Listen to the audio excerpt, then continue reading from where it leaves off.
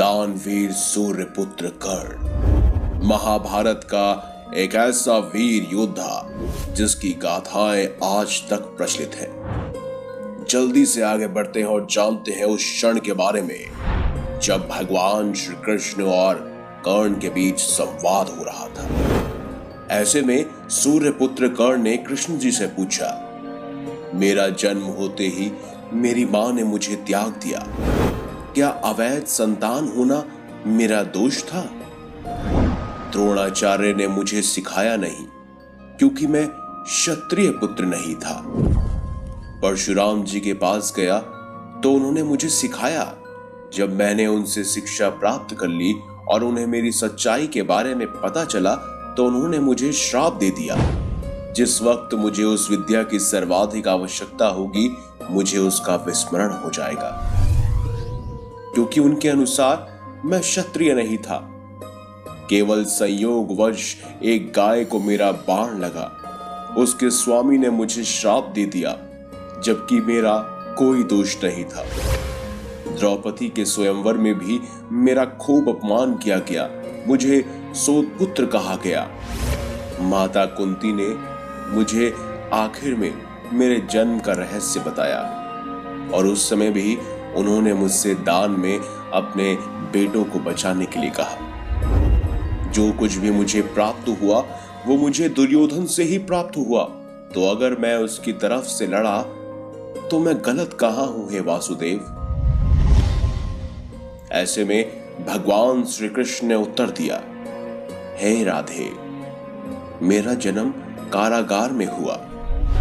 जन्म से पहले ही मृत्यु मेरी प्रतीक्षा में घात लगाए बैठी थी। जिस रात मेरा जन्म हुआ उसी रात में माता पिता से दूर कर दिया गया। मेरे मामा कंस मुझे मारना चाहते थे।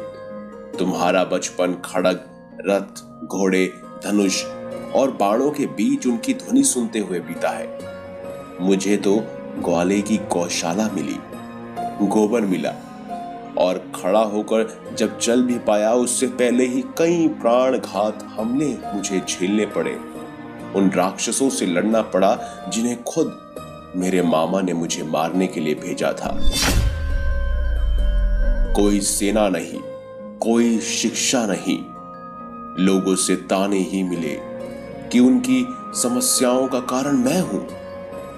तुम्हारे गुरु जब तुम्हारे शौर्य की तारीफ कर रहे थे मुझे उस उम्र में कोई शिक्षा ही नहीं मिली।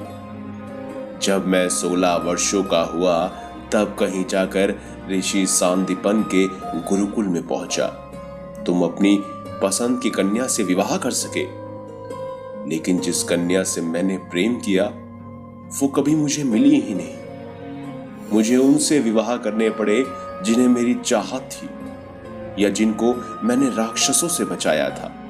मेरे पूरे समाज को यमुना के किनारे से हटाकर एक दूर समुद्र के किनारे में बसना पड़ा। उन्हें जरासंध से बचाने के लिए मुझे ऐसा करना पड़ा। रण से पलायन करने के कारण मुझे रण छोड़ भी कहा गया। अगर दुर्योधन युद्ध जीतता भी है तो तुम्हें बहुत श्रेय मिलेगा हे राधे, लेकिन अगर धर्मराज युधिष्ठिर जीते तो मुझे क्या मिलेगा? मुझे केवल युद्ध और युद्ध से निर्माण हुई समस्याओं के लिए दोष दिया जाएगा।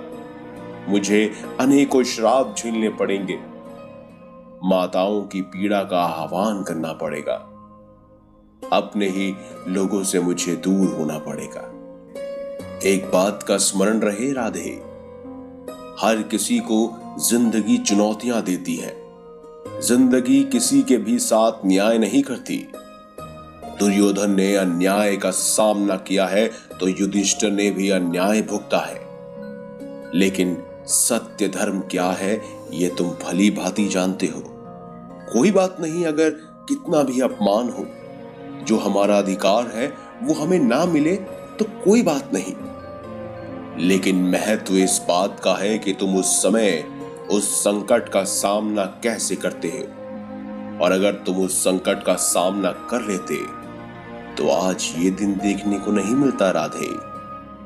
इसीलिए रोना धोना बंद करो हे राधे। जिंदगी न्याय नहीं करती, इसका मतलब यह नहीं होता कि तुम्हें अधर्म के पथ पर चलने की अनुमति दी जाए।